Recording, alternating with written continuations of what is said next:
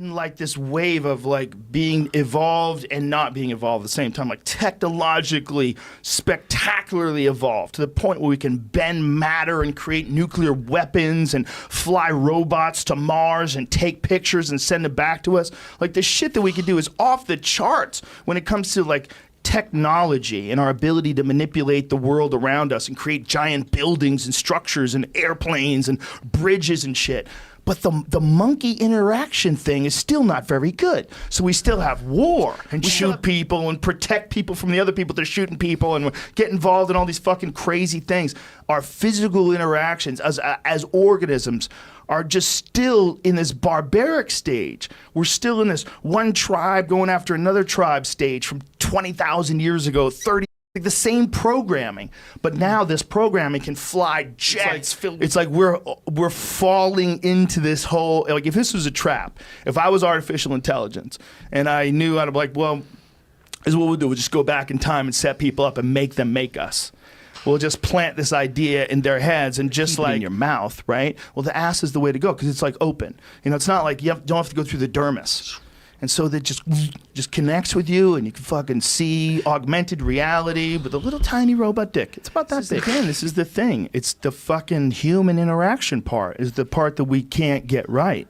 It's real weird. Look at all the different kinds of interactions that we manage to successfully navigate. I mean, people obviously have problems in business, and there's lawsuits in business, and there's people that get fired, and there's all sorts of problems with people doing business. But overall, they get a lot of things done. Right? Like business keeps improving, things keep getting better. We barely improve with how we treat each other. Like the way human beings treat each other, we barely get better at that. And we do react to things better.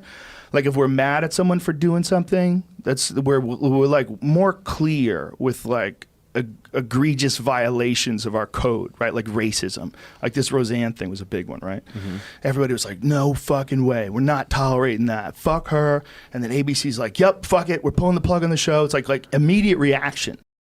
It's like I don't think it was right. I think she's got a lot of problems and she's taking a shitload of pills and she's all fucked up. And I know she's not racist. At least she tells me that.